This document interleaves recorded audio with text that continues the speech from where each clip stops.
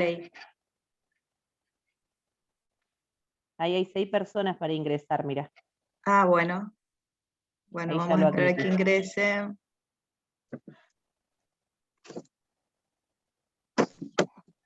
Bueno, ya tenemos 25, ya, la verdad. Bueno, listo. Está. Damos inicio y vamos admitiendo.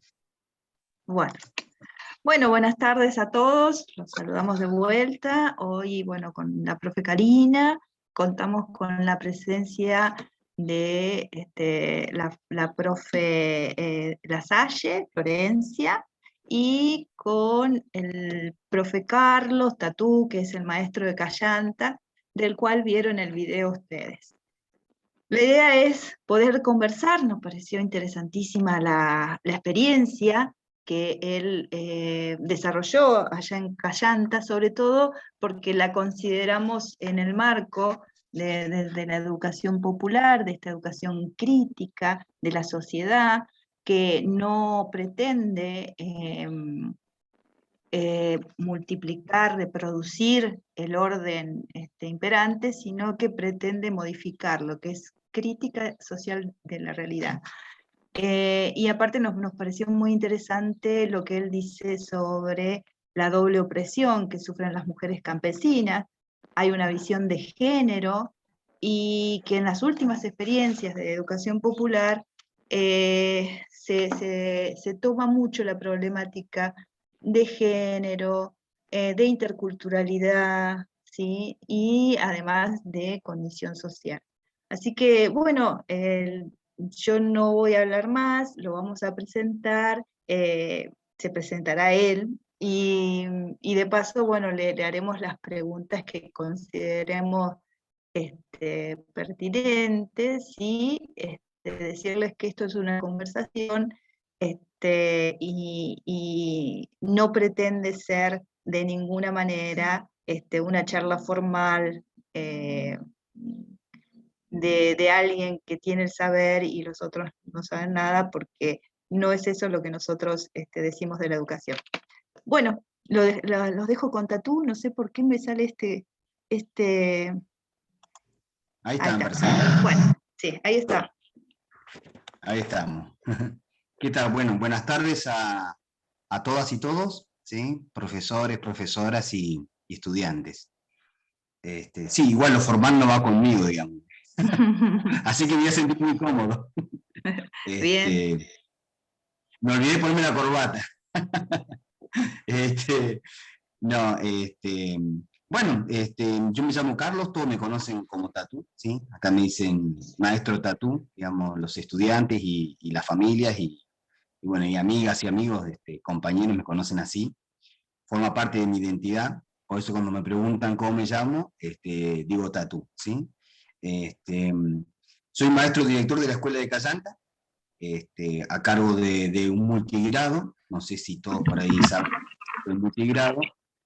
Tengo una sola aula, niños de sala de 4 años hasta 13 años, que son los que están en 7º grado, ¿sí?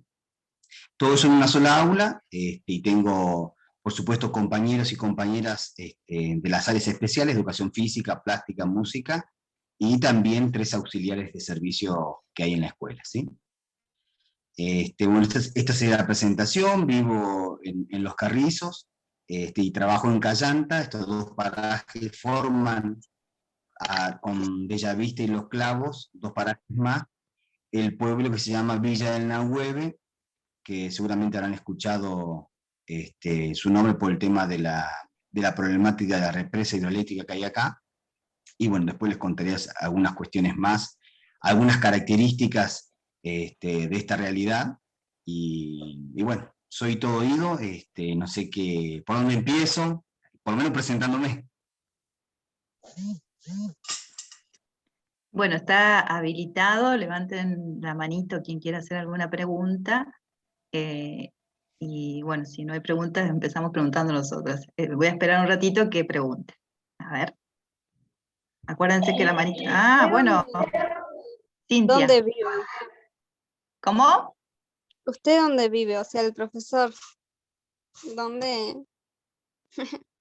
¿Dónde reside? Sí, yo vivo en Los Carrizos, que es parte de Villa del Nahueve, que está a unos 25 kilómetros de Andacollo, ¿sí? Que es la cabecera del departamento Minas, y Andacollo a su vez está a 60 kilómetros de Chosmalal, ¿sí? Que es el gran pueblo, digamos, del norte neuquino por cantidad de habitantes, ¿sí? Villa del Nahueve está ubicado entre la cordillera del Viento y la cordillera de los Andes, ¿sí? Bien, está Karina y después está Cintia. Karina, te escuchamos y acuérdense de bajar la manito después. Hola, buenas tardes. Buenas tardes. Yo, bueno, después de ver el video, la primera pregunta que se me ocurrió fue, ¿qué sentiste cuando escuchabas las historias de estas mujeres? Buenísimo, empezamos re lindo porque tiene que ver con las emociones. Bueno, había un autor que decía que primero la emoción acciona y después la razón justifica, ¿no?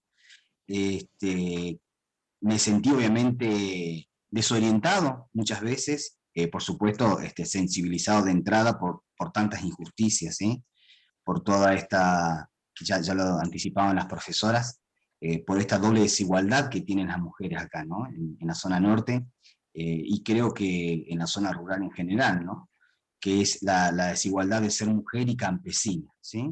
Esta doble opresión patriarcal, naturalizada culturalmente, sostenida, digamos, por los gobiernos y los funcionarios, y también por la gente, digamos, se ha ido naturalizando. Entonces, cuando ellas me empezaban a contar sobre sus vidas, sobre todo lo que sufrieron y sufren aún, por supuesto, me sensibilicé, sigo sensibilizándome, por supuesto, sigo reflexionando, bueno, pero no nos quedamos ahí, sino que decidimos accionar para intentar cambiar esta realidad de opresión, y empezamos ni más ni menos que por las prácticas de lectoescritura, porque dentro de todas, digamos, las opresiones e injusticias que ellas sufrieron, una de esas fue que no se les garantizó el derecho a una educación, ¿sí? No se les garantizó el derecho a ir a la escuela, ¿no? La mujer tiene que estar en la casa, lavar los platos, cuidar a los niños, hacer de segunda mamá,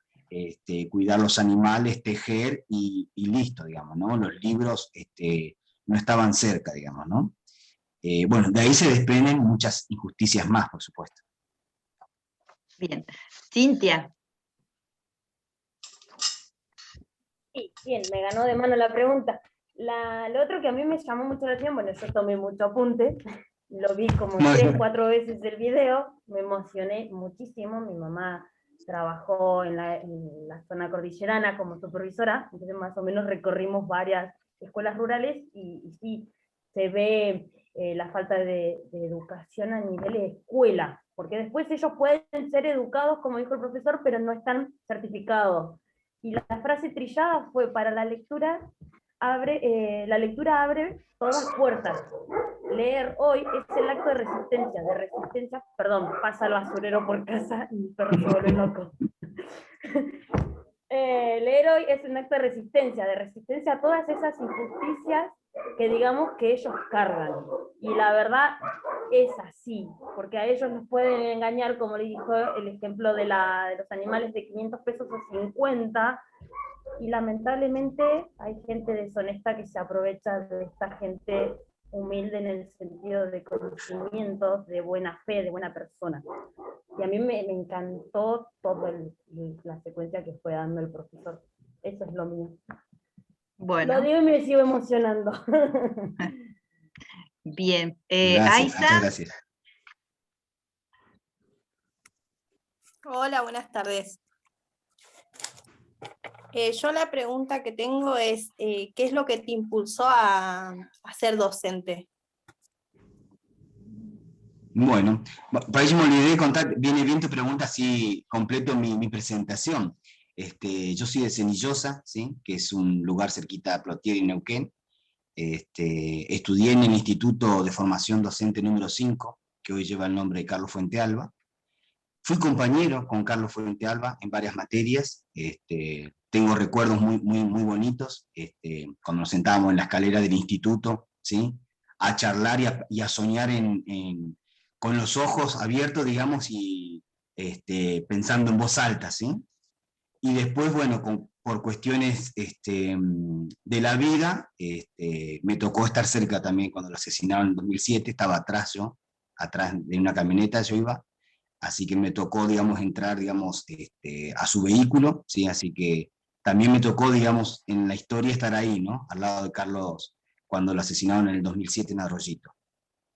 Dicho esto, digamos, te cuento, digamos, en estas charlas de pasillo que teníamos de escaleras con Carlos y con muchos otros compañeros y compañeras, ¿no? Teníamos este espíritu, digamos, de ir a romper, digamos, bien, ¿no? Desde la ternura, ¿no? De romper las estructuras, digamos, de cambiar. Cuando nos recibimos chocamos contra un paredón, obviamente, ¿no? Y este paredón, diría Freire, es la estructura, ¿no? Y si la estructura no permite el diálogo, decía Paulo Freire, la estructura debe ser cambiada. Bueno, desde este punto de vista nosotros fuimos formados, ¿sí?, en el Instituto 5, en la pedagogía freiriana, y hoy siento en carne propia y puedo entender realmente, asimilarlo internamente, digamos, algunos principios e ideas fuerza de Paulo Freire. Antes sonaban lindas, estábamos estudiando, qué lindo, pero cuando uno se empieza a enfrentar, digamos, a muchos factores, ¿sí?, en la realidad para poder cambiarla, uno ahí realmente comprende o intenta comprender en carne propia a Paulo Freire, digo, como Gabriela Mistral de Chile, ¿no? O como José Martí de Cuba. Cuando estaba estudiando en el instituto, en la residencia, respondiendo a la pregunta, ¿no?, de la estudiante, yo pensaba, digo, bueno, ¿dónde ejerzo, ¿no? Es decir, ¿dónde quiero hacer mis prácticas, ¿no?, educativas? Y dije, la zona rural es una zona históricamente invisibilizada, ninguneada, menospreciada, romantizada, ¿no? Después seguramente hablaré de eso, ¿no? Qué lindo el campo, ¿no? Cuando dicen, o qué bonito. Sobre Sí, todo el norte. sí. Sobre todo el norte. El norte neuquino, peor. Exactamente, ¿no? Exactamente. Sí, porque hay otras zonas rurales que sí tienen muchos, digamos, beneficios, ¿no? Y bueno, y ahí dije, creo que mi lugar es el norte. Me anoté específicamente en las cabeceras de Andacollo y Chosmalal. Y bueno, en el 2003, en mayo, ¿sí?, a fines de mayo del 2003, me llaman por 10 días a una suplencia en Andacollo, y obviamente la acepté, y bueno, esos 10 días se transformaron en 18 años, y acá estoy. ¡Wow! ¡Qué montón! Bueno, Erika.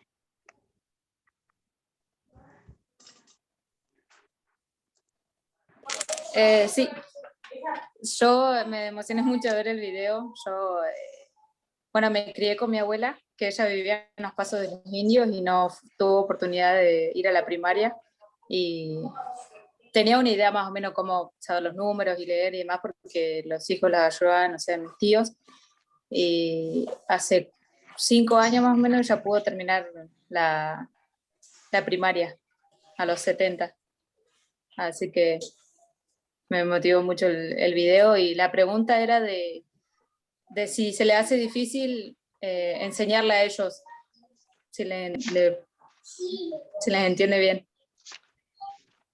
Sí, Erika. Sí, claro que es difícil porque no solamente por la cuestión, digamos, cognitiva, ¿sí?, sino por una cuestión, es muy complejo, ¿no? Es decir, las cuestiones sociales, las cuestiones naturalizadas, esto de las imposiciones, ¿no?, culturales. Es difícil, pero ellas tomaron la decisión más valiente, ¿no? Y esto yo, donde tengo oportunidad, lo digo, ¿no? Ellas y ellos son los protagonistas, digamos, de esta historia, porque ellas, yo digo más ellas que ellos porque la mayoría son abuelas, ¿no? Y aparte también está bueno decir ellas e incluir a los varones, ¿no? Vamos a dar vuelta un poco la torta.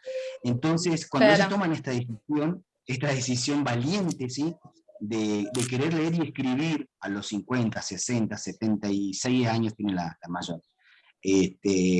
A mí me pareció genial. Digo, qué lindo, porque ellas no quieren ningún certificado, no quieren ningún papel escrito que digan sé leer y escribir, sino que ellas lo quieren hacer por el aprendizaje mismo, ¿no? Por el placer de aprender, y aparte como una justicia un poco tardía, pero justicia al fin, de que le fue negada, digamos, ¿no? Un derecho que le fue negado desde chiquitas. Entonces, creo que la mejor decisión, la más valiente fue la de ella, y todo lo demás se hace más fácil, digamos, ¿no? La lectoescritura lo vamos a lograr porque tenemos esa meta, y ella también, así que eso más tarde que temprano se va a lograr. Pero sin esta primera decisión Claro. de ella, de romper, digamos, con estos mandatos sociales que tenían, fue indispensable. Más a esa edad que como que ellos dicen ¿para qué? O como que no se motivan mucho a, digamos, a Claro, seguir, tal cual. a seguir aprendiendo. Tal cual. Bueno, Y Sí, aparte mi ella, abuela llegaba, sí, Erika, sí, ¿llegaba? perdón, Miguel, perdón. sí. No, mi abuela, digamos, llegaba de la escuela y la veías haciendo cuentas y por ahí no entendía algo y nosotros tratábamos de explicarle o algo. Y era muy lindo verla cómo lo hacía. Bueno, buenísimo, Erika. ¿Va Fede? Federico va, dice que pregunta por el chat. Dice, tuve problemas con el micrófono en la clase anterior, así que por eso primero saludar y agradecer a Tatú por el tiempo compartido y consultar. ¿Cómo se enfrenta al pensamiento común? Que refiere a que de grande ya no se puede estudiar, creo que más o menos ya lo... ¿En qué lugar se paran ellos respecto a eso? Y si este contexto le ha puesto trabas a la enseñanza, el contexto de pandemia, Fede, ¿no? Sí, ¿Se entendió? sí, Bien. sí, muy buena pregunta, muy buena pregunta. Sí, bueno, primero, este plan de alfabetización solidaria nació en pandemia, así que con toda la complejidad la vamos llevando, y creo que eso también ha hecho, digamos, más fuerte, digamos, o más llamativa, digamos, esta cuestión educativa informal, o de otra formalidad, ¿no? Si no hay que poner informal, de otra formalidad que no eras del Consejo Provincial de Educación, ¿no?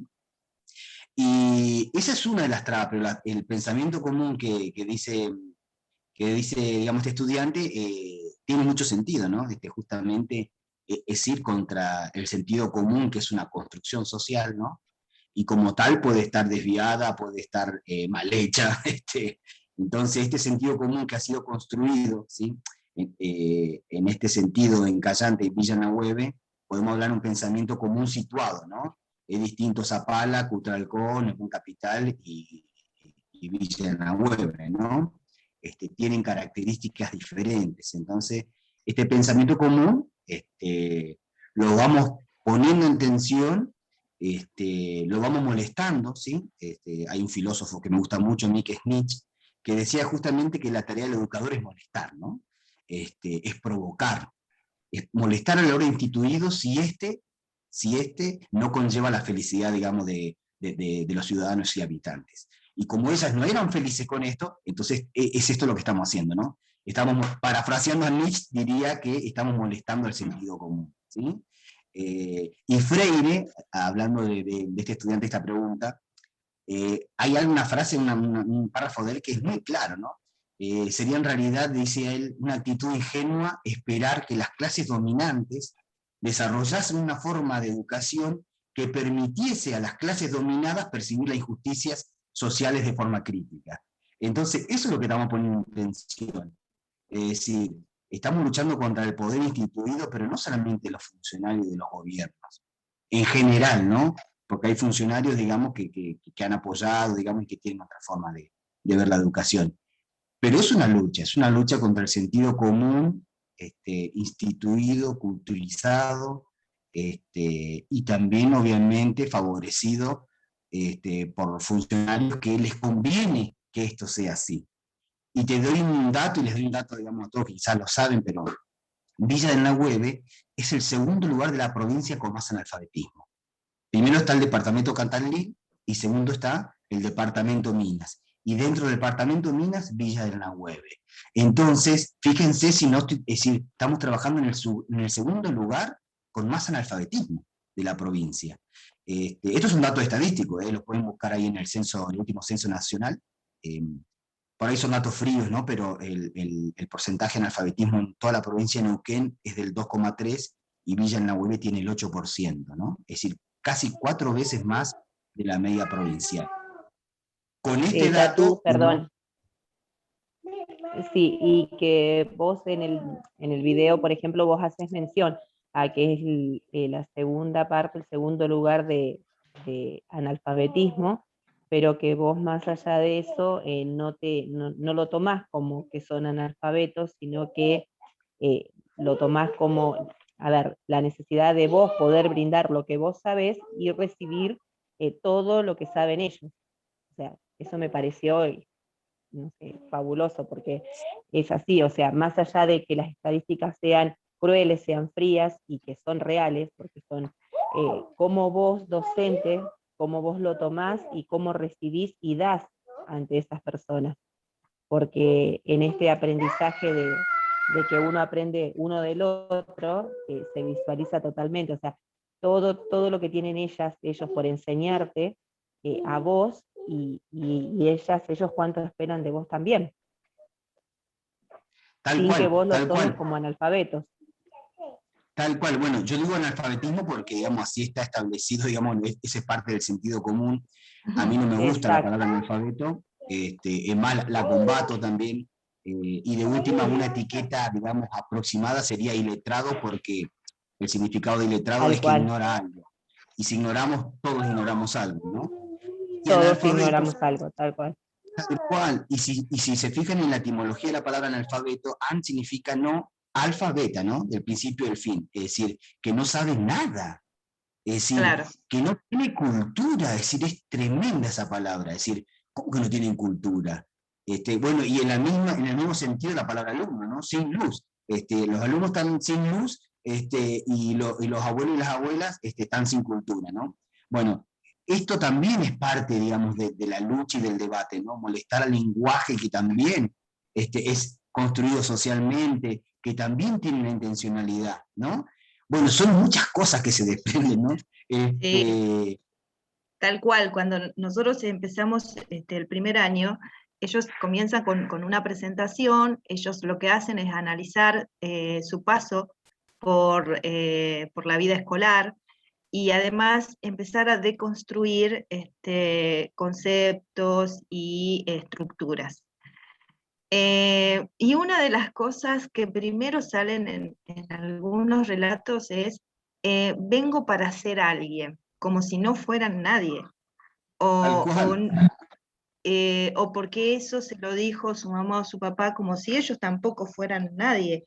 Entonces ahí también yo quería rescatar esta construcción que vos haces con quienes ayudás a que escriban y que lean, porque ellos también te devuelven conocimiento, ¿no? No es ese conocimiento enciclopedista, ni académico, ni que tiene un título, sino que es un saber que por no tener un título, por no tener un certificado, no es que tenga menos valor.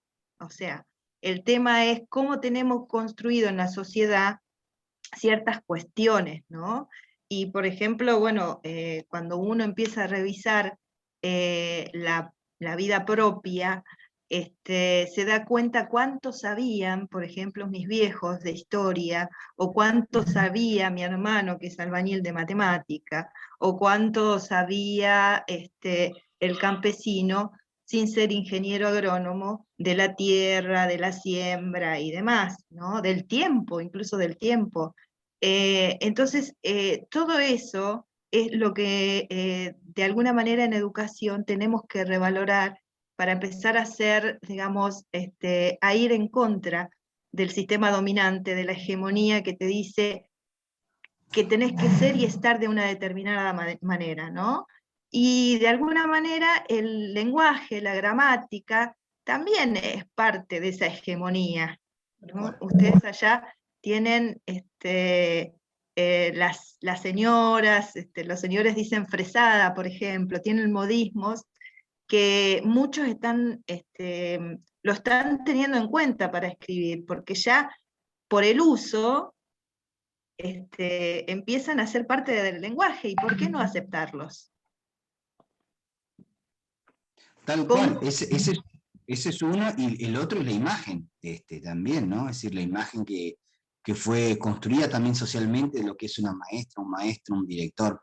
Imagínense yo que tengo rastas, cómo y claro, soy el único director de rasta en el norte neuquino, y no sé si en la provincia, pero capaz que hay otros, digamos, pero es decir, yo para ir para los estudiantes, ¿no? Cuando yo entro al consejo provincial de educación, sí, a reunirme o con las ministras, me ven a entrar a mí, y claro, yo no entro dentro de los parámetros de lo que es un director. Entonces, y me encanta porque molesto a esta imagen instituida como si tener pelo corto, corbata o ser pelado fuera mejor, digamos, ¿no? Pero creo que esta desconstrucción que ya la va haciendo esta generación nueva de estudiantes, y las infancias también la tienen clara, me ha ayudado, ¿no?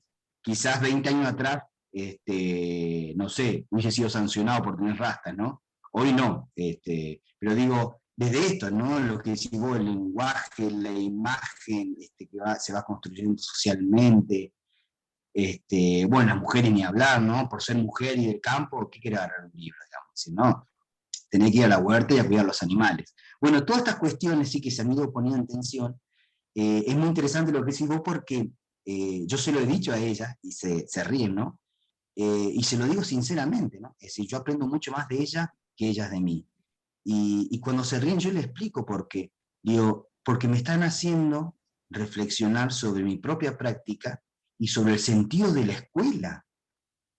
Ya no la de adultos, sino de la escuela formal, instituida. Es decir, ¿qué sentido tiene la escuela? ¿Qué sentido tienen los contenidos si los chicos y las chicas encuentran todo en la red?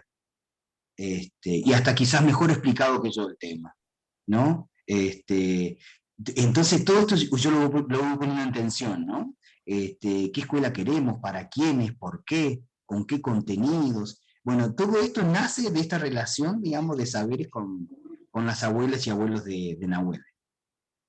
Bien, si no hay otra pregunta, yo tengo una pregunta para hacer. Florencia, dale.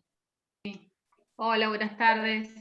¿Cómo les Hola. va? Bueno, en principio me pregunto porque si las estudiantes no me conocen físicamente, yo soy profesora de sociocultura de educación, y bueno, gracias por esta linda reunión. Mi pregunta tiene que ver con el método, porque cuando contabas, yo profesora, imagínate que eso me llama muchísimo la atención, y me gustaría saber cómo fue que enseñaste, cuál fue tu método, si fue el método freiriano, o de qué manera trabajaste esas prácticas de lectoescritura. Sí, bueno, el método, sí, bueno, hay el método, digamos, que más utilicé, digamos, es el de Paulo Freire, sin lugar a dudas, pero situado a Callanta, ¿no? Porque no puedo tomar el método de Paulo Freire, que vivió en una favela de Brasil, tomarlo, digamos, a la forma campesina cordillerana de Neuquén, ¿no? Son dos contextos distintos, por eso es, digamos, el método de Freire, pero situado, ¿no? Situado y también complementado con el método de Gabriela Mistral, que ella sí estuvo en las escuelas rurales más cordilleranas, es mucho más cercano también, digamos, en lo que es geografía y cultura, ¿sí? Callanta a Chile que, digamos, de Callanta a Brasil, ¿no? Pero bueno, es innegable el aporte latinoamericano y mundial que hizo Paulo Freire a la alfabetización de adultos, ¿no? Bueno, y el método es sencillo, digamos, ¿no? Es decir, el método o la característica principal es el diálogo, ¿no? Esto a nosotros lo hacemos mucho, ¿no? Hablamos mucho, dialogamos mucho, y quizás tal cual. Y después, capaz que lo escrito quedó media hoja.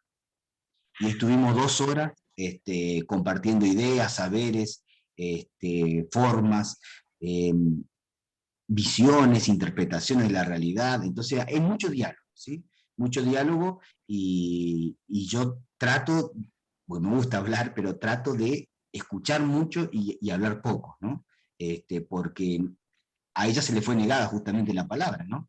Entonces, cuando voy, trato de poner un bozal a veces, porque a mí me gusta hablar, pero digo, bueno, no, hablen ustedes, yo quiero escuchar lo que ustedes tienen para decir, Y después, bueno, vamos directamente, digamos, a la parte de lectoescritura, ¿sí? Que es el universo vocabular, las palabras que para ella significan, ¿sí? Su contexto, ¿sí? Que tienen significancia, ¿sí? En su vida cotidiana, y después vamos, digamos, trabajando sobre esas palabras, ¿sí?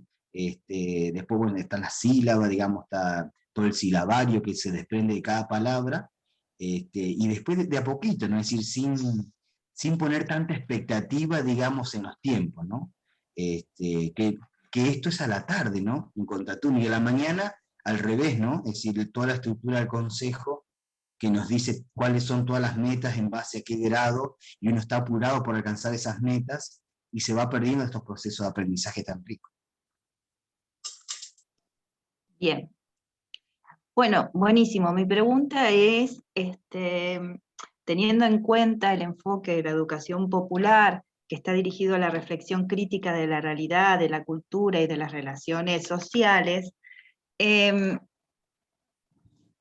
se dio el debate, y de paso te doy lugar para que nos cuentes qué pasa en Villa Nahueve, qué pasa con el río Nahueve. Se dio lugar al debate entre quienes están en el grupo de alfabetización con respecto a lo que está sucediendo en el río Nahueve con las empresas mineras y demás. Sí, lo fuimos charlando también. Ellos, digamos, por contundente mayoría, no sé si todos, pero casi todos están en contra de la represa. Primero porque trajo represión, ¿no? Qué coincidencia lingüística, ¿no? Que represa y represión sean de la misma familia fonética. Pero más allá de esto, esta empresa trajo primero esta represión, que fue la primera y ojalá sea la única de la historia del norte neuquino. Callanta tiene 98 años, ¿sí? Hay escuelas que tienen más de un siglo, y bueno, la represa que venía con las promesas de progreso y beneficencia, digamos, para los pueblos, bueno, trajo esto, ¿no? Trajo la represión, la no participación, la no democratización del conocimiento, porque acá en Nahueve no tuvimos acceso, digamos, a la información del estudio de impacto ambiental, se solicitó muchas veces, bueno, muchas cosas ocultas, ¿no? Y si se ocultan cosas es porque, digamos, bien oscura la mano, ¿no? Yo lo he charlado con las personas adultas, pero ellos todavía tienen esta concepción que es lo que diga el maestro, es lo que vale, digamos, ¿no? Y yo digo, no, yo puedo tener una visión, bueno, por eso hay que desnaturalizar muchas cosas, ¿no? Yo pienso esto, pero ustedes pueden pensar totalmente distinto, y esta es la idea justamente del saber dialéctico, ¿no? Esta es mi visión, la hago consciente, la explicito, la comparto, y ustedes pueden estar de acuerdo o no, digamos, ¿no? Entonces, yo también trato digamos, de sacarlo a ese lugar a las abuelas y a los abuelos que dicen, el maestro lo dice, entonces, digamos, es palabra certificada, y no es así, digamos, ¿no? Es mi visión y es mi interpretación de la realidad. Y ellos pueden, por supuesto, tener otras. Y en esto vamos charlando y dialogando. Yo no sé si todos saben cuál fue el conflicto con la represa, cómo sucedió en el verano, hubo una represión, verano o antes de empezar el verano, no me acuerdo. En octubre. En octubre. No sé, chicos, ¿conocen el conflicto? ¿Saben de qué se trata lo que estamos hablando? No. ¿Nos querés contar? De mi parte no, profe. Bien. No. Buenísimo. ¿Nos querés contar? A ver, porque de paso yo también me interiorizo porque nos falta. Sí, bueno, cuando dicen que van a hacer una represa hidroeléctrica, bueno, muchos vecinos empezamos a preguntar, bueno, qué pasaba, bueno, cuáles eran los beneficios para el pueblo, cuál era el estudio de impacto ambiental, es decir, si se iba a dañar o no la naturaleza, digamos, las preguntas, digamos, más sentidas y significativas, digamos, para nosotros que vivimos acá en Nahueve. Y después las asambleas del agua del norte de Neuquén y de toda la provincia, que la tienen mucho más clara en estos temas, empezaron también a exigirle al gobierno provincial y local los estudios pertinentes. Nunca tuvimos acceso a esos estudios, y cuando apareció un estudio que era viejo, que era de otro proyecto en la web, bueno, es decir, muchas cuestiones oscuras, y cuando decidimos, lo hago de forma sintética, ¿no? Y cuando decidimos, digamos, visibilizar más, fuimos a un campo que es de la familia de los Sepúlveda. Ellos nos autorizaron a estar en ese campo, fuimos a hacer un almuerzo, ¿sí? Con los cuidados respectivos, y bueno, llegó la policía provincial y la UESPO, con orden del juez que tardó 24 horas en decidir este desalojo, porque nos acusaba de que estábamos usurpando un terreno privado que era de la familia Sepúlveda, que nos había autorizado, ¿no? Bueno, después de esta represión, bueno, varios fuimos presos, ¿sí? Yo también estuve ahí, digamos, en la comisaría, estuvimos medio día presos, encerrados, sin ningún tipo de derecho constitucional. Fue tremendo, ¿no? Ningún derecho a hacer un llamado telefónico, nuestra familia no sabía qué había pasado, si estábamos bien. Hubo toda una manifestación en Andacollo fuera de la comisaría, exigiendo nuestra liberación, y bueno, nos liberaron esa noche. Después nos quisieron, digamos, culpar, ¿sí? Por 5 causas, ¿sí? Querían que tuviéramos 5 causas penales, y bueno, ahí fue otra lucha, que fue la lucha judicial, que en 2 semanas, que en 14 días quedamos absueltos totalmente, y esto fue gracias al apoyo de todas las organizaciones de derechos humanos de Neuquén y de la Argentina, el apoyo de las abuelas y madres de Plaza de Mayo, de Pérez Esquivel, que es el Premio Nobel de la Paz de Argentina, muchos organismos, digamos, de las asambleas del agua, ni hablar, y de los pueblos, del pueblo mapuche, ¿no? Toda esta presión social, ¿sí? Hizo que la justicia en 2 semanas, en forma totalmente rápida también, se cayeran todas las causas, ¿no? Así que quedamos inocentes. Esa fue nuestra gran primera victoria, porque no solamente quedamos inocentes por las causas, sino que demostró que teníamos y tenemos razón. Entonces, la lucha continúa. Todo esto es en pandemia, que eso complejizó mucho más, porque si no hubiese habido pandemia, nosotros estamos casi seguros de que acá hubiese habido una movilización provincial tremenda. Pero bueno, la cuestión de la pandemia nos coartó muchas acciones de lucha, ¿sí? Y bueno, el tema de la represa sigue funcionando, digamos, y sigue construyendo la represa. Hace 2 semanas rompieron el puente, el único puente de acceso al pueblo. Nos hemos quedado también 2 o 3 días sin agua. Y bueno, y el pueblo también tiene sus miedos, ¿no? Tiene sus miedos, hay gente que no quiere decir nada porque depende. Muchas familias dependen del gobierno local y, digamos, de las cuestiones de subsidios, de planes, de ayudas sociales, y bueno, esta es la forma también que tienen los gobiernos de coartar, digamos, el ser crítico, ¿no? Porque, como dice aquel dicho viejo, ¿no? Nadie le muerde la mano al que le da de comer. Entonces, esto, digamos, ellos lo hacen muy bien, lamentablemente. Entonces, esto impide la autonomía, ¿sí? La autonomía de pensamiento y la autonomía económica. Entonces es difícil, ¿no? Es difícil la lucha, pero bueno, estamos convencidos de que tenemos razón y de que exigimos, digamos, el cuidado del ambiente, ni más ni menos. Nosotros que somos educadores de la perspectiva ambiental, solicitamos los estudios genuinos y bueno, nos fueron negados totalmente, y la participación, ¿no? Esto por ahí es un dato, el acuerdo de Escazú, que es un acuerdo internacional, obliga a todas las empresas a la participación popular y social, ¿no? Bueno, esta empresa no lo hizo. Bien. Ellos, una vez que esté la represa, van a hacer corridos de las tierras, reubicados. ¿Tenés idea de eso? Bueno, y esta familia, ahí está, buenísima tu pregunta. Fíjense, ¿no? Como para que vean ustedes la contradicción, en el 2000, fue el año pasado, ¿no? En octubre del 2020 a nosotros nos reprimen y nos desalojan por estar ocupando un campo privado. Bueno, ahora quieren desalojar a esta familia Sepúlveda, ¿sí? Porque dicen que esas tierras son fiscales del 2019. Es una contradicción enorme. Es decir, a nosotros nos reprimieron en el 2020 porque eran de los Sepúlveda, y ahora quieren desalojar a los Sepúlveda, a la familia que está desde 1940 allí, porque son fiscales del 2019. Es enorme la contradicción que hay, ¿no? Incoherencia más que contradicción, porque ¿cómo? ¿Son fiscales o son privadas? No se ponen de acuerdo. Para reprimir al pueblo son privadas, pero para reprimir ahora a la familia o desalojar a la familia Sepúlveda son fiscales, ¿no?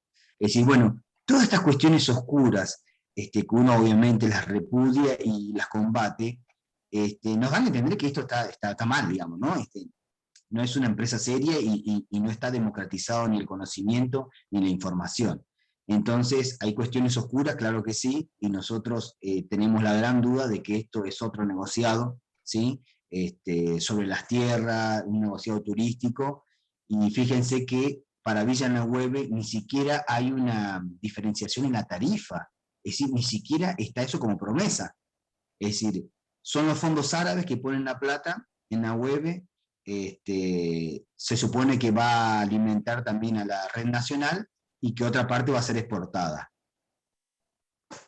Ya estamos cansados de las promesas y la realidad también, digamos, nos ayuda en la argumentación, porque ustedes son conscientes de lo que significa vaca muerta para Neuquén y la Argentina, y no hay ningún beneficio, digamos, o Andacollo y la zona minera, donde no quedó absolutamente nada para la zona norte y se llevaron todo el oro y los demás minerales. Entonces, está bien no creerles, digamos, tenemos razones y argumentos reales. Bueno, buenísimo. Gracias, porque la verdad que no lo teníamos muy, muy claro. ¿Alguien quiere hacer otra pregunta?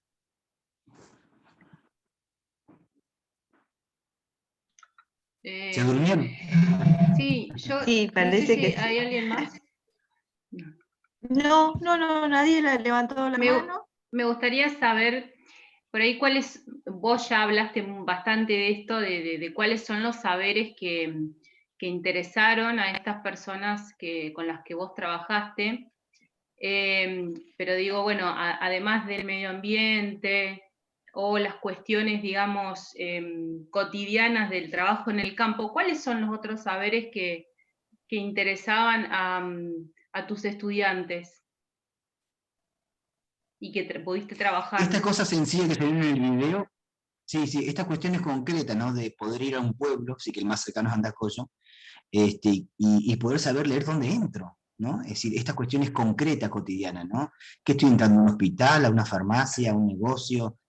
O cuando voy a comprar las mercaderías, ¿no? ¿Qué estoy comprando? ¿Un fideo? ¿Estoy comprando poroto? ¿Está vencido? ¿No está vencido? ¿Cuánto vale la plata que llevo? Es decir, ¿qué tengo en la mano? ¿Tengo 100 pesos o 500? Todas estas cuestiones que son cotidianas y sencillas, para ellos es un obstáculo muy grande. Muy grande porque dependen de otras personas, ¿no? Y ahora, después, obviamente, después de sufrir tantas estafas, ¿no? Tienen que ir sí o sí con una persona, tenían que ir, porque ahora con este proceso nuevo ya va cambiando. No todas saben leer y escribir, ¿sí? Porque es un proceso, digamos, más con la pandemia complejo, pero todas estas cuestiones concretas, ¿no? De decir, bueno, ¿cómo me llamo? Quiero firmar, quiero leer un documento, quiero saber el número de teléfono para llamar a mi hija, llamar a mi nieta, bueno, todas estas cuestiones cotidianas concretas que obstaculizan, digamos, que son difíciles de lograr si no se sabe leer y escribir. Mira, tenemos una manito levantada. Cintia. Bien, Cintia. Ahí, perdón. Y Grecia después. Entre los nervios y todo se me fue, bueno, como volvimos al tema de que aprendieron a escribir su nombre, su DNI, su firma. Hoy contestó que bueno, que en la mayoría no, o algunos no lo saben todavía. Y esa gente que lo aprendió, su sensación al momento de ver que lo aprendió, cómo fue su expresión, ya sea corporal, una sonrisa, cómo fue la manera de ver gesto tan lindo para esa persona que aprendió todo eso. No, una alegría inmensa, imagínate. Bueno, yo lo vi en carne propia ahí mirándolas, digamos, era algo tan sencillo que uno tiene naturalizado, ¿no? Pero no solamente aprender a leer y escribir. Tengo otro, digamos, otro adulto que todavía no sabe leer, pero aprendió a sacar punta, digamos, y ese aprendizaje también fue muy grosso. Aprendió a sacar punta a los 63 años, digamos. Es decir, estas cuestiones así tan sencillas y concretas, porque él es un hombre de campo, que está acostumbrado a las herramientas pesadas y grandes, el tema de la motricidad fina nunca la tuvo, ¿sí? Entonces también tuve que buscar actividades, ¿sí? de grafomotricidad para que ellos vayan practicando, no es ir y escribir y nada más, ¿no? Porque, es decir, nunca había sacado punta a un lápiz, así que imagínense, digamos, ese aprendizaje a los 60 y algo de años, no es lo mismo que a los 5 y 6 que se supone que uno, bueno, ya está, ¿no? Sacó punta y quería sacarlo con el cuchillo, bicho. Le digo, no, con el cuchillo no, yo sé que lo sabés. Yo necesito que saques el punta con un sacapunta, ¿sí? Por el tema de la motricidad. Lo quería sacar con el cuchillo, le iba a quedar re bien, ¿no? Yo iba a apuntar, ¿no? algo. Iba a apuntar algo así antes de que, para no cortarlo, continuar con lo que decía Cintia y lo que tomaste vos ahora con la parte del hombre de que quería sacar punta y que obviamente que iba a ser más fácil sacar el cuchillo, desvainar el cuchillo y sacar punta. Pero ¿cómo ves vos o cómo viste vos estas personas, en este caso mujeres, y sus maridos, por ejemplo, esto de que se nota en el campo, a veces de matrimonios de años, en donde la figura del hombre está tan marcada, esto de que se permitieron, ellas se empoderaron de decir quiero hacer esto y voy a tratar, lo voy a hacer por mí, esto de decir por lo menos de ir a comprar un paquete de fideo y saber si está vencido o no, porque eran uno de los testimonios que decían las señoras, cómo costó el poder llegar a ellas, a ellos, ¿cómo te sentiste vos? Bueno, después está Grecia. Imagínate. Sí. Sí, imagínate que es un aprendizaje re lindo porque, digamos, en este sentido son feministas. Es decir, fíjense que han roto, digamos, que han roto, claro. Y seguramente si vos preguntás qué es el feminismo no lo saben, ¿se entiende? Quizás si vos le preguntás qué es el feminismo no lo saben. Tal cual. Porque no saben el concepto, pero digamos, pero tienen la práctica. Y se animaron a esta edad, ¿no? De romper con este mandato social, patriarcal, y también capitalista, porque vos fíjate que la primera abuela me preguntó cuánto le cobraba yo. Es decir, está esta idea mercantilizada del conocimiento y del saber, ¿no?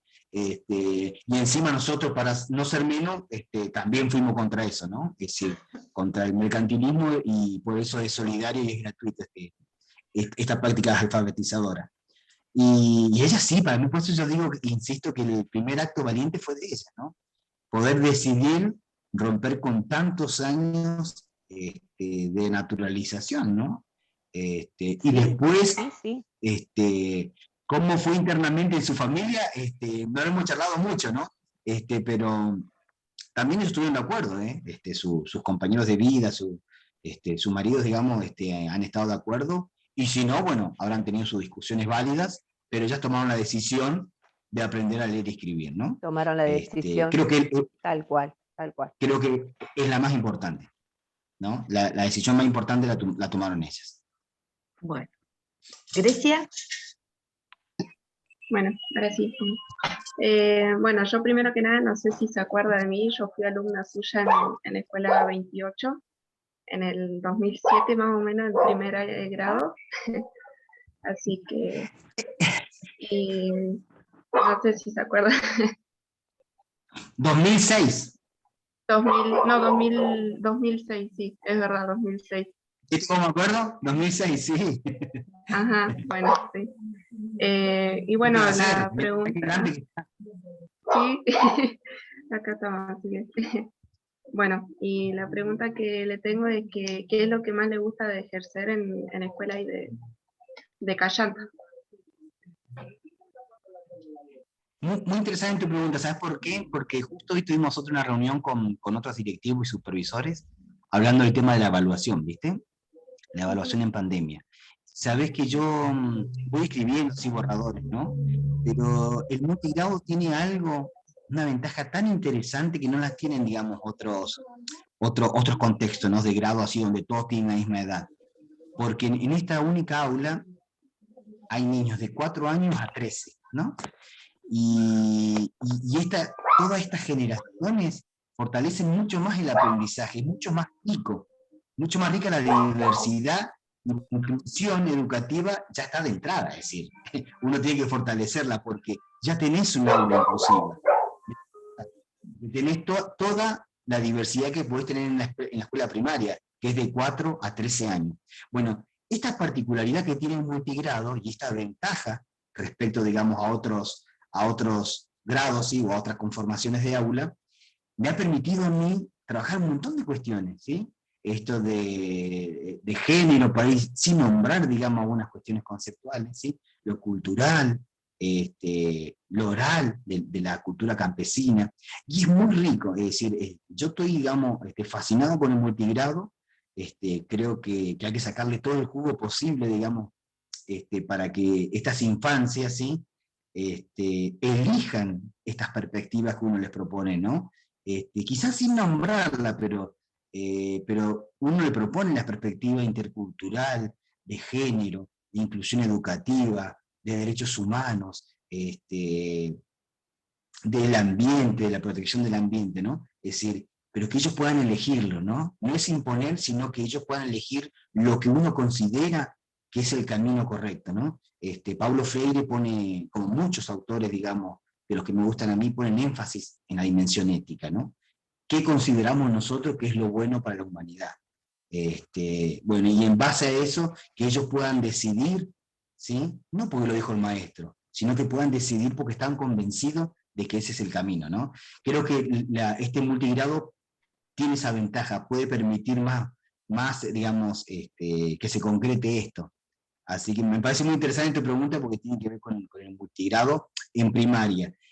Y a la tarde, en contraturno, sin la formalidad de la estructura del consejo, es mucho más fácil también, porque no tenemos el control y el disciplinamiento, digamos, que forman parte rígida de la estructura. Sí, yo creo que hay que atreverse a cambiar eso, ¿no? Está buenísimo esto del multigrado porque en el nivel inicial nosotros proponemos la multisala. No le voy a quitar tiempo a Karina que quiere preguntar. Con respecto a esto de lo que estaba hablando, de lo que enseñaba, justo me surgió la pregunta, ¿ha podido enseñar el tema de la ESI?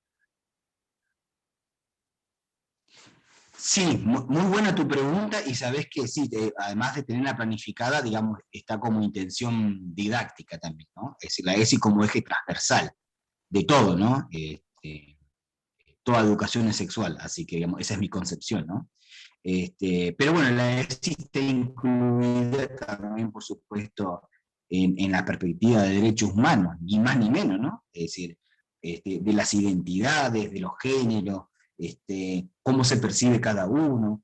No es solamente la parte biologicista o de la biología, ¿no? Este es el cuerpo y las partes del cuerpo, ¿no? Sino todo lo demás, es decir, todo lo demás, que es mucho más, digamos, que la parte física, ¿no?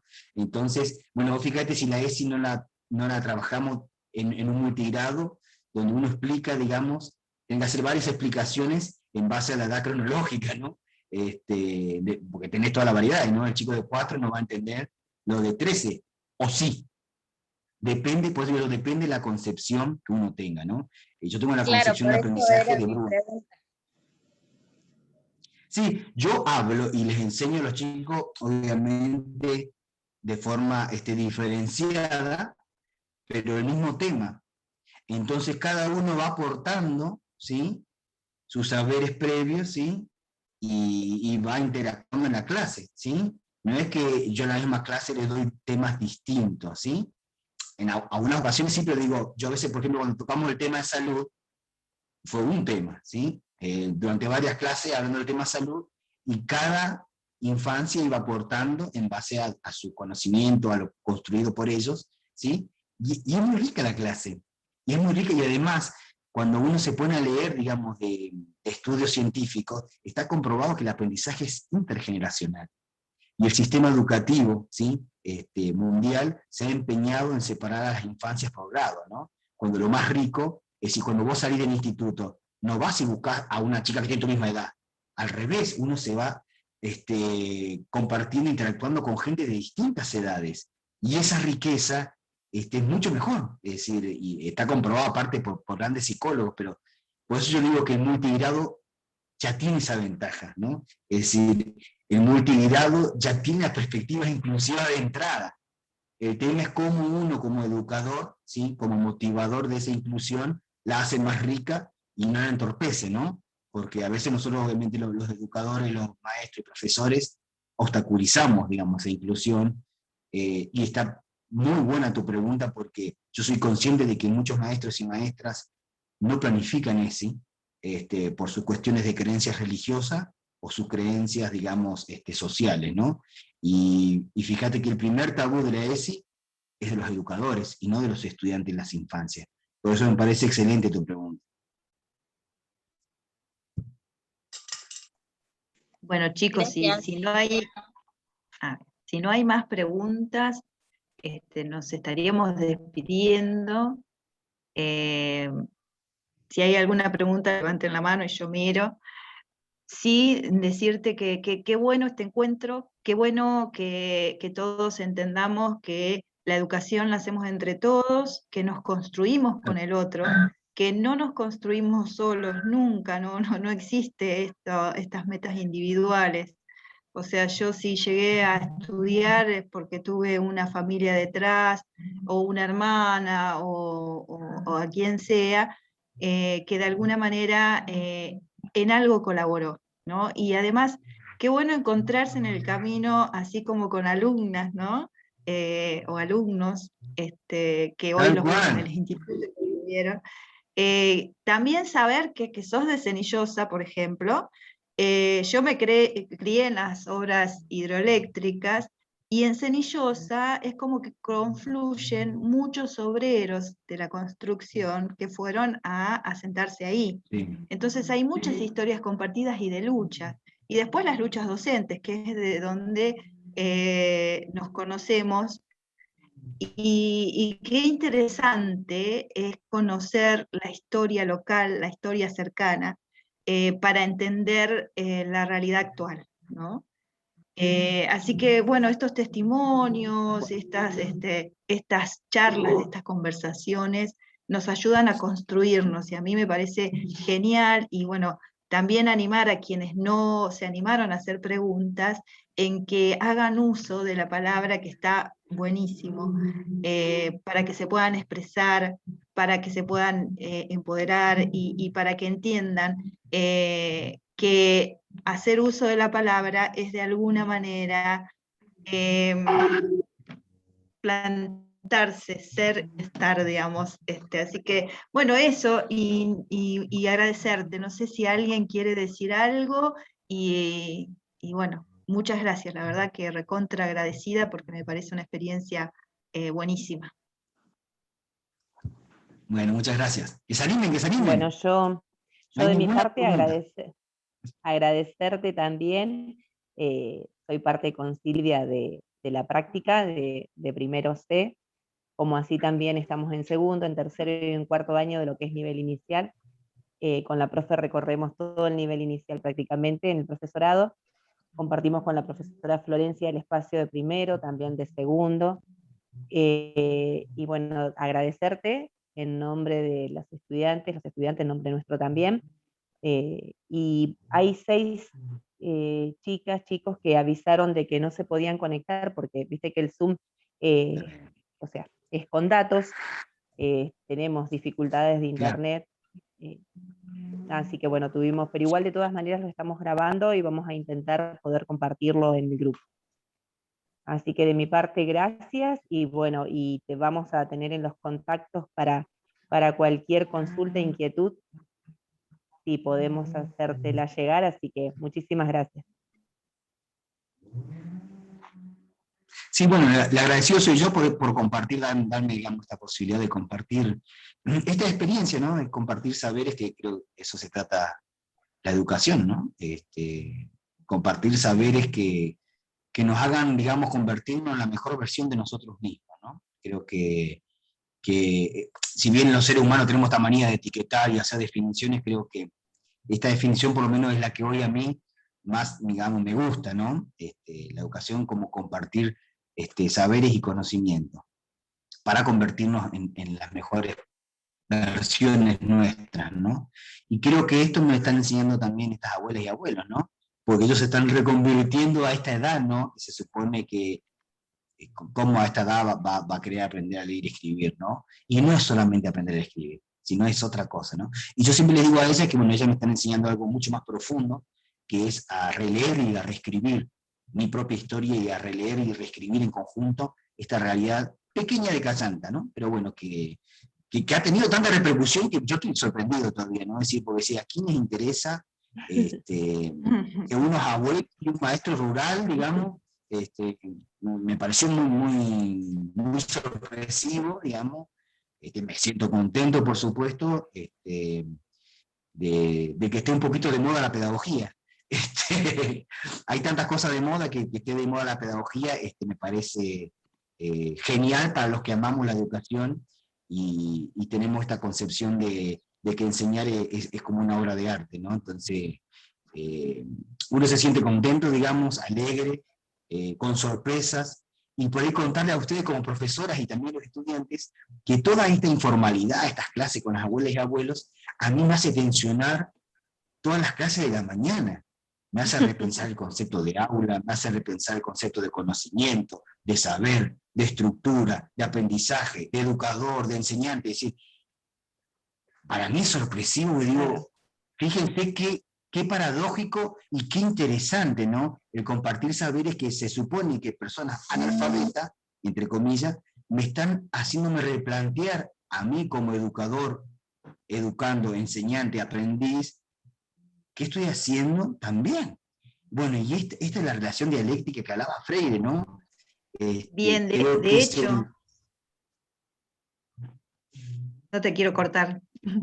No, pero de hecho, la mayoría de los maestros alfabetizadores de la década del 60-70 fueron perseguidos. Incluso Paulo Freire, después de que asume de ministro de Educación, cuando está el golpe de Estado en Brasil, se tuvo que exiliar.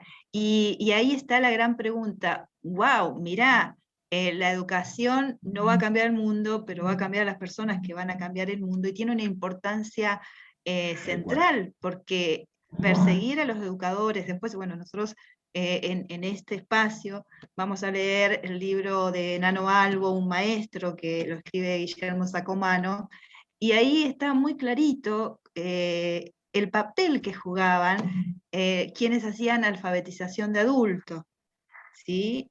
En esto de poder cuestionar las estructuras que impone una hegemonía dominante. Tal cual. Nunca mejor dicho. Por eso yo quería terminar diciendo eso, digamos, que, como dice Paulo Freire, ¿no? Creo que el primer desafío de la educación es justamente superar esta contradicción educador-educando. ¿Quiénes somos? Es decir, creo que todos somos educadores y creo que todos somos educando, ¿no? Es decir, todos enseñamos y aprendemos algo, de lo que fuera, ¿no? Por eso yo estoy en contra de la palabra analfabeto y en contra de la palabra alumno. Pero es una cuestión conceptual mía, ¿no? Es decir, de concepciones, ¿no? Por eso me gusta decir estudiantes y estudiantados, por eso me gusta decir infancias, por eso me gusta decir, en todo caso iletrado, pero tampoco me gusta mucho, es decir, personas adultas, es decir, y el lenguaje va construyendo también concepciones y significados, pero bueno, igual yo les aclaro, es decir, como dándome a conocer, digamos, que yo tengo más contradicciones que certezas. No crean, digamos, yo tengo muchas más contradicciones que certezas, y creo que justamente el error de la humanidad es moverse por todas las certezas y fanatismo, ¿sí? Y no hacerse preguntas y repreguntas. Y yo, para sintetizar, digamos, esta realidad que tenemos con las abuelas y los abuelos, nombro a alguien que no tiene nada que ver con la pedagogía, que es Mario Benedetti, que decía algo que hoy lo vivo también muy en carne propia y que me parece tierno y valiente, ¿no? Cuando creíamos, decía Mario Benedetti, cuando creíamos que teníamos todas las respuestas, cambiaron todas las preguntas, ¿no? Y creo que esto ha pasado en la pandemia a nivel mundial, ¿no? Se nos cambiaron todas las preguntas, entonces se nos hace necesario buscar en conjunto, ¿sí? Construir en conjunto las respuestas, ¿no?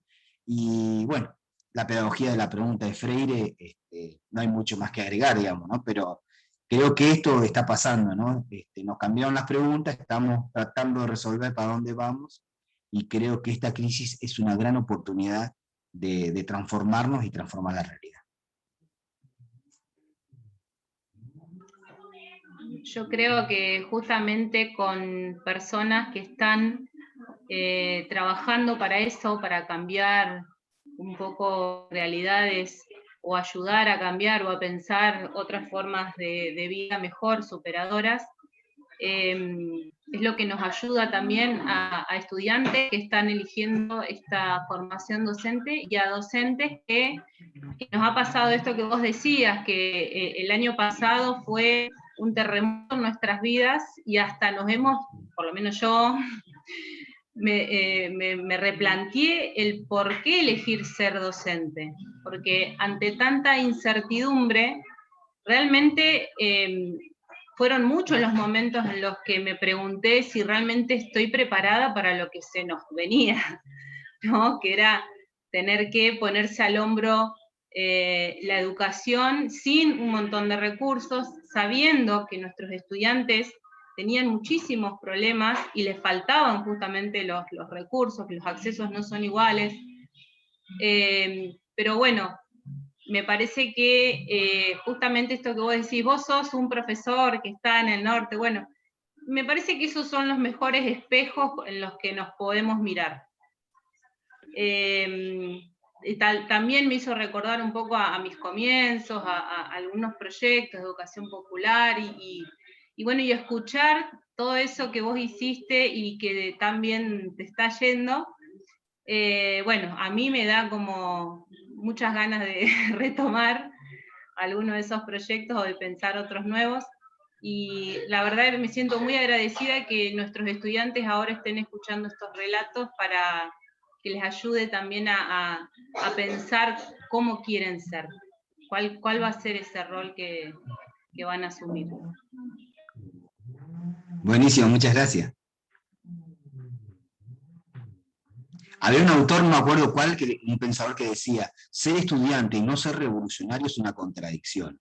El tema es, ¿qué revolución queremos, no? Es decir, no estoy ni siquiera hablando de la revolución con las armas, digo, la revolución, bueno, nosotros intentando acá hacer una revolución pedagógica situada, chiquitita, pequeña. ¿No era el cada Che uno que decía eso? ¿no? ¿No era el ¿Cómo? Che Guevara? ¿No era el Che Guevara el que decía eso? Puede ser. ¿No te acordás? Sí, me parece que sí. Pero puede ser, o José Martín, el gran pedagogo. Ah, puede ser, cubano. puede ser. Pero yo digo, hay un filósofo que decía algo muy interesante, y creo que tiene que ver con esto de la pandemia, ¿no? Dice que ante una crisis, digamos, tiene que haber un acontecimiento filosófico o histórico mundial para que dé oportunidad para subvertir los esquemas, ¿no?, básicos de la relación con el otro. Y creo que la pandemia tiene toda esta característica porque es mundial, entonces es una gran oportunidad, y como decía ahí también la compañera, es una oportunidad para replantearnos, ¿no? Es decir, ¿qué he estado haciendo? ¿Qué hago? ¿Qué sentido tiene, digamos, mis prácticas? ¿Llego a los estudiantes, no? ¿De qué manera? ¿Cómo conceptualizo el aula? ¿Qué es el aula? ¿Qué lugar le doy a los saberes populares en un lugar donde está súper y recontra valorizado el conocimiento científico y todo lo popular está como en 1, 2, 3 niveles más bajos. Es decir, todas estas preguntas, ¿no? que son del filósofo, ¿no? Pero que son necesarias hacerlas, sobre todo en pandemia, ¿no? Agregándole toda la cuestión social, la mayoría de, bueno, mi estudiante, nadie tiene internet, no tiene la conectividad y no tienen, digamos, este derecho garantizado de la conectividad. ¿Y cuántos niños y niñas, infancias y estudiantes tampoco tienen esta posibilidad, ¿no? Entonces, creo que todo esto nos permite, digamos, de ir repensando con las y los estudiantes, ¿no? Yo creo que también eso hemos cometido un error grande, ¿no? Como educadores, que siempre le hicimos saber a los estudiantes cuáles eran las decisiones y nunca ellos formaron parte de estas decisiones, ¿no? Entonces creo que hay que incluir, esto sería inclusión realmente, ¿no? Que los estudiantes y las infancias, como las familias y la comunidad, sean parte de la decisión del cambio, sean parte de la decisión de la transformación, porque si no, tampoco es democrático. Si es popular, ¿no? Es decir, es con todos y con todas el cambio, ¿no? Con mayores y menores responsabilidades, con distintos lugares como actores sociales, pero tenemos que estar todos incluidos. Esa es la perspectiva de inclusión a la que yo adhiero, ¿sí? No, bueno, viene el de silla de ruedas, entonces está incluido en el aula. Eso no es inclusión, es decir, o forma parte, pero la inclusión es en la toma de decisiones para la transformación, que los estudiantes, que las infancias, que los analfabetos, entre comillas, que no me gusta esa palabra, que los adultos del pueblo tengan voz y... Sí, busquemos otra, sí. Tengan voz y voto en esta transformación. A esa dirección apuntamos y bueno, con aciertos y errores, digamos, vamos en ese camino. Bueno, buenísimo. La verdad que encantada de este encuentro. Cintia dice en el chat, un encuentro excelente, gracias profesoras por darnos la oportunidad de aprender como las anteriores, gracias, profe Tatú, por su tiempo. Y bueno, creo que no sé si alguien tiene algo más para decir, y si no ya nos estaríamos despidiendo.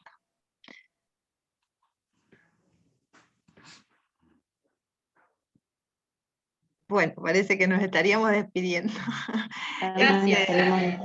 Bueno, muchas gracias, muchísimas gracias, y esperemos poder tener otro encuentro, tal vez con otros disertantes, y con vos también. Tatú, por ahí preguntarle a Tatú si pasando esta pandemia en algún momento que pasará, obviamente calculo que tendremos un lugarcito en Cayanta como para conocer, ¿verdad? No conozco, pero... ya llegando y preguntando. Sí, por supuesto. Sí, igual queda cerquita en Andacollo, así que lo conocen. Bueno, ahora somos más conocidos. Que es parte de la práctica pedagógica, ¿no? Aparecemos en el mapa ahora, no estábamos. Otra forma de invisibilización, ¿no? Geográfica en este caso. Bueno, ahora ya estamos, así que creo que, bueno, esto de los adultos, fíjese si no es importante, ¿no? De las abuelas y los abuelos, que hoy ya Cayanta es más conocido, digamos, por algo lindo, digamos, ¿no? Es decir, por mujeres valientes que se animaron a leer y escribir. Así que bueno, más que agradecido a ustedes, les cuento que el otro día estuvimos, así como estamos nosotros acá, con el IFD 15 de Villa Langostura, también con profesores y estudiantes, y realmente fue también muy, muy lindo así. Bueno. Había menos estudiantes porque eran poquititos, pero es más que interesante, ¿no? Esto del compartir, ¿no? Porque nadie la tiene clara, ¿no? Sino que vamos construyendo en el camino saberes, vamos compartiendo contradicciones, miedos, borradores, yo estoy lleno de borradores, y como decía antes, ¿no? Más lleno de contradicciones, tengo más contradicciones que certezas, pero creo que justamente eso nos hace ser más sensibles a la realidad, no le damos tanto pie al ego, y realmente nos abrimos a la escucha y al pensamiento del otro, ¿no? Creo que esta es la construcción más rica, y bueno, yo agradecido totalmente a ustedes, a estudiantes y profesoras por esta oportunidad de compartir, y bueno, ojalá nos encontremos nuevamente. Bueno, buenísimo. Gracias. Ya veremos en qué oportunidad, y seguramente que si hacemos algo referido a este tema, educación popular y demás, te vamos a invitar. Tenemos gente que en los 70, 60 hizo educación popular, alfabetización de adulto, entonces también es una manera de enriquecerse y ver cómo cambian las perspectivas. Así que con ese compromiso, ¿no? Que seguir construyendo. Bueno, chicos, Y nos bueno, y a vemos los estudiantes que piensen en la educación rural, a los estudiantes y a las estudiantes que está bueno, digamos, la educación rural tiene muchos desafíos, necesitamos gente con pensamiento transformador, así que yo sé que las nuevas generaciones quieren tener internet, pero bueno, se va, se va avanzando en la zona rural, pero es un desafío muy interesante. Amo ser maestro y rural, y bueno, esto es lo que también quiero transmitir, ¿no? Es decir, la pasión por la educación, con todos los miedos obviamente que uno tiene, incertidumbres, pero creo que amor y valentía sí tienen que estar en nuestra tarea. Un abrazo grande y muchas gracias. Bueno, gracias a vos, Tatu. Chau, chicos. Gracias a vos. Chao, gracias. Buenas Chao, noches. gracias. Chau, Florencia. Chao, gracias. Bueno, espero que hayan Chao. leído lo de Ariana, que dice, me encantó esta hermosa charla, no quise preguntar nada, solo poder escuchar, que es una capacidad grande escuchar. ¿Cómo que no?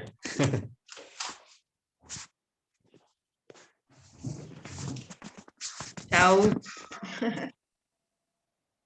Chao.